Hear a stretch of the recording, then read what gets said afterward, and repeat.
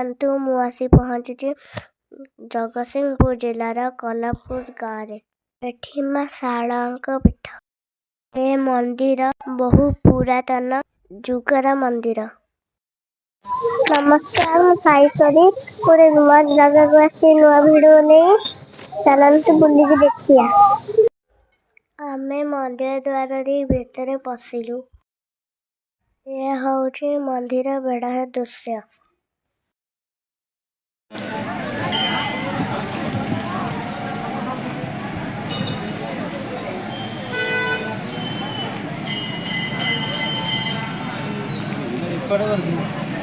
ଦେଖନ୍ତୁ ଏଠି ମାଙ୍କର ପୂଜା ସାମଗ୍ରୀ ମିଳୁଛି।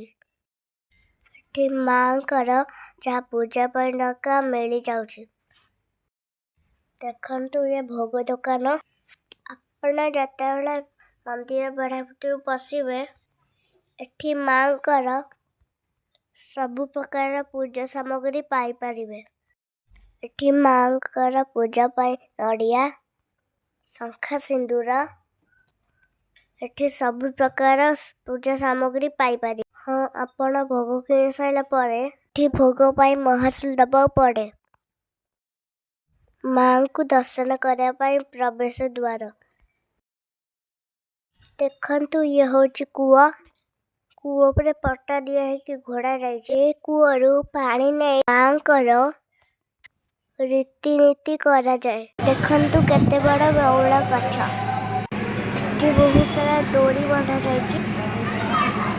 ଏଠି ମାନସିକ କରି ଦୋଳି ବାନ୍ଧିଲେ ମାନସିକ ପୂରଣ ହୁଏ ବୋଲି ଆମର ବିଶ୍ୱାସ ଅଛି।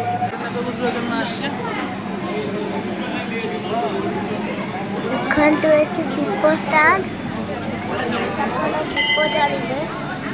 ଦୀପ ଜାଳି ସାରି ଏ ଷ୍ଟାଣ୍ଡରେ ଦୀପ ରଖିବେ।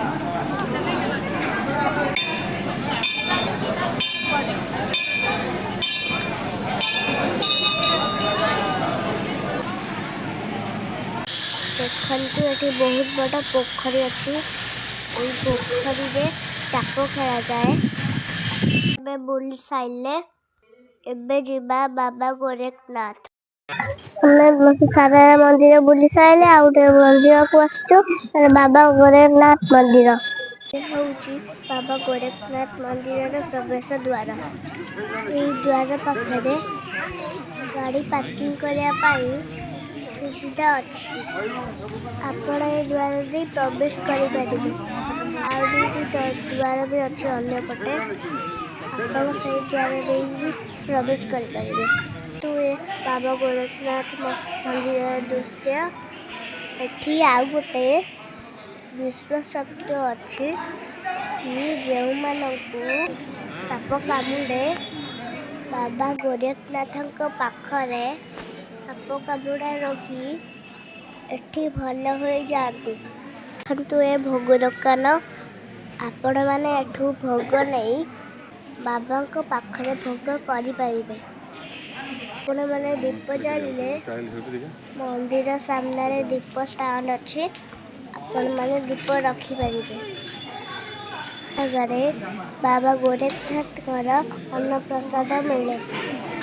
ଆପଣମାନେ ଚାହିଁଲେ ଏଠି ଅନ୍ନପ୍ରସାଦ ପାଇପାରିବେ। ମନ୍ଦିର ପରିସର ଭିତରେ ବହୁତ ସାରା କଳ୍ପ ବୃକ୍ଷ ଅଛି। ଆପଣମାନେ ମାନସିକ କରି ଯଦି ଏ ଗଛରେ ଡୋରି ବାନ୍ଧନ୍ତି, ମାନସିକ ପୂର୍ଣ୍ଣ ହୁଏ ବୋଲି ଆମମାନଙ୍କର ବିଶ୍ୱାସ ଅଛି ବାବା ଗୋରେଖନାଥ ପାଖରେ।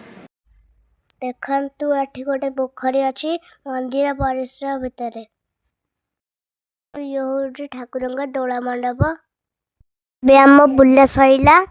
ଆମେ ଏବେ ଘରକୁ ଫେରିବୁ। ମୋ ଭିଡ଼ିଓଟି କେମିତି ଲାଗିଲା ଆପଣମାନେ ମୋତେ କମେଣ୍ଟ ମାଧ୍ୟମରେ ଜଣାଇବେ। ହଁ, ଆମ ଚ୍ୟାନେଲକୁ ଲାଇକ୍ କରିବେ, ସବସ୍କ୍ରାଇବ୍ କରିବେ, ଜମା ଭୁଲିବେନି।